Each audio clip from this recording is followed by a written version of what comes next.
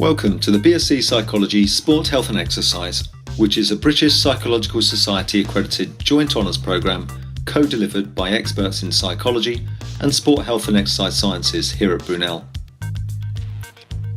So why might you want to do this programme? Well, maybe you're interested in the human condition, i.e. you'd like to know more about what makes people tick, and maybe you want to help them to do so more effectively.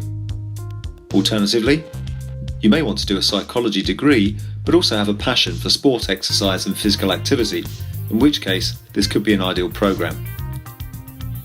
Or perhaps you simply want to keep your career options open whilst developing a diverse and versatile skills profile.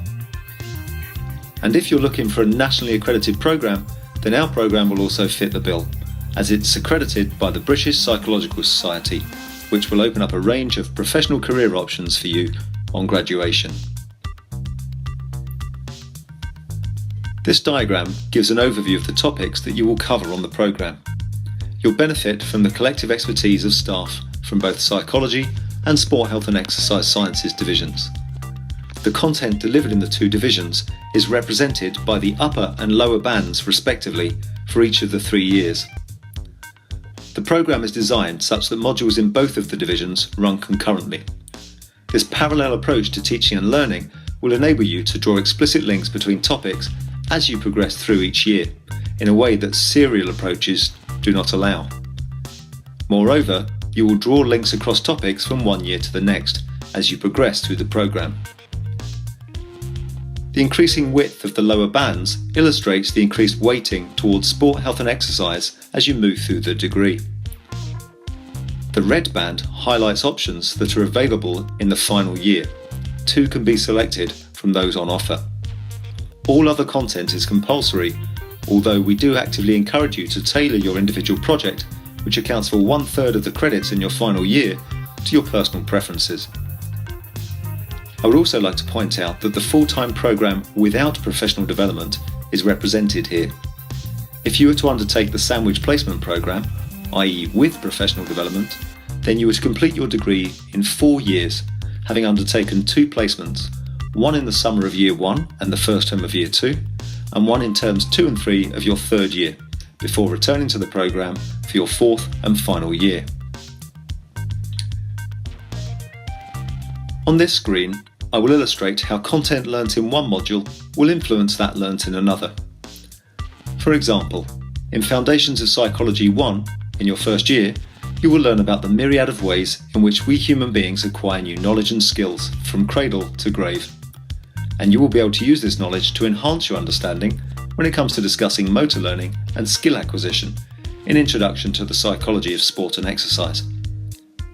And your understanding of brain structure and function learnt in Foundations of Psychology 2 will enhance not only your understanding of the processes underpinning skill acquisition, but also of the limited capacity of our brains and the effect of this on our ability to attend effectively to multiple stimuli at once, as is often required in a variety of sporting situations. In Psychological Perspectives on Contemporary Issues, amongst other things, you will learn about the role of emotions and their effect on our ability to regulate our own behaviour. This has considerable application for sport, exercise and health contexts. For example, when our mood is low, then we are actually less likely to engage in physical activity, even though the complete opposite would be preferable, because exercise is known to elevate mood. Merely being aware of this fact and being able to educate others in this regard is an incredibly useful tool for promoting positive behaviour change, i.e. getting people to be more physically active more often. And your ability to become a discerning consumer and skilled user of data at your fingertips, as so much of it is nowadays, quite literally, will be transformed by the things you learn with regard to research methods and statistics. We are constantly bombarded with information, and being able to scientifically separate the wheat from the chaff will render you a skilled researcher and practitioner, and an employable prospect as a result. To expand slightly on the content of the modules delivered by Sport, Health and Exercise Sciences, I will start with the physical activity, health and wellbeing strand that permeates every taught year of your degree programme. The current module titles appear at the top, and beneath them are some of the topics that you will cover on these modules.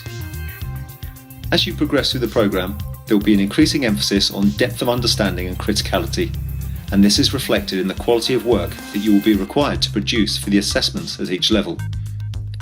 Speaking of the assessments, you can see that there is a range of different types which assess a variety of skills, including essay writing, critical review of a conference that you will actively take part in, working as a group to produce an e-poster, and performing case study analyses. One particular strength of this strand is its multidisciplinary nature. You will receive input from experts in physiology, biomechanics, sociology, and much more during the course of these modules. You can see this reflected in the topics shown. Increasingly, as practitioners, we find ourselves working alongside specialists from other disciplines of sports science support. And so this breadth of knowledge will be invaluable for those of you wishing to become accredited practitioners in future. In the sport and exercise psychology strand, there is also a clear progression as you move through the programme. Notably, there is greater emphasis on your ability to critically evaluate existing research and then to apply that in a real-world context, culminating in case study reports that relate to both sport and exercise contexts. On the subject of assessments, you can see again that there is a variety of different formats which will stretch you to produce your very best work. They also reflect the content of the associated modules, in that we start with a broad brush approach to the understanding of key subject matter in your first year, before immersing you in critically evaluating the prevailing literature for contemporary hot topics, and then applying what you know in your final year, to put you in the best possible position when you graduate. It is also worth mentioning that all of the staff who will be teaching you are leading researchers whose collective interests span across subject areas as diverse as healthy aging, social psychology, culture and evolution, cognitive neuroscience, rehabilitation, exercise psychophysiology, applied sports psychology, health and well-being, and much more. We're at the cutting edge of what we teach, which means that your knowledge, experience and skills will have a high degree of currency. Our sport and exercise psychology staff are active practitioners and consultants, and can offer students the opportunity to shadow applied work during their studies here. Our ongoing work with athletes and teams enables us to constantly relate the theory learnt in the classroom to the practice out in the field, two things that don't always reconcile well with one another. I continue to work with some of our very own Brunel sports scholars, whose national and international honours span a range of sports and athletic disciplines. A handful of them are shown here, and a few of them have been kind enough to allow fellow students to sit in on consultations. Two of them even took part in a live consultation in my seminars. Based here in London, the opportunities for internships, placements and jobs are plentiful. Shown here is a selection of some of the organisations with which we've established working relationships over the years. They span professional tennis, Premier League football, school PE provision, physical activity promotion and performance analysis. Collectively they offer formal placements, short-term internships and even careers. Indeed, some graduates from our programmes are working at some of these organisations, some in senior roles. Thanks to the links that we academic staff develop directly and the work of colleagues in our Professional Development Centre, the opportunities continue to grow. And something else to think about is the possibility of adding additional strings to your professional bow, the bolt-ons as I like to call them, to complement your skill set. These are typically coaching-based qualifications that you can fit around your degree studies. One useful result of engaging with such qualifications is learning how to communicate effectively, both verbally and non-verbally. These are highly valued skills in the workplace. Various national governing bodies provide Level 1 qualifications locally at a fairly low cost, all of which will bolster your CV and make you more employable. And if you think that you might like to work in exercise and fitness as opposed to sport, then you could find yourself in a position to earn money during your degree as a fitness instructor or personal trainer, if you were to embark on one of the many courses provided by organisations such as YMCA Fitness Industry Training, a world-class outfit who excel at delivering high-quality training. Pictured top left here is London Central YMCA, where I completed a qualification during my undergraduate degree. Some years later, my personal training client base helped me to do a PhD and pay a mortgage. For these reasons, I strongly recommend that you consider these bolt-ons to bring your CV to life. There are many options available to you on graduating, one of which is further study, for example on one of our master's programs. Some of our graduates even progress to do PhDs with us.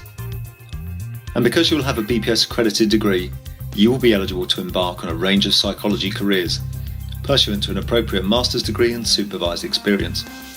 But if you feel like doing something altogether different, then your knowledge and skills will render you a highly useful addition to many professional workplaces. Thank you for your time and attention. I hope you found this video useful, and I look forward to meeting you at an open day or applicant day in the future, where you'll be able to chat with my colleagues and our current students, to view our facilities and to see some of the things that we get up to here at Brunel.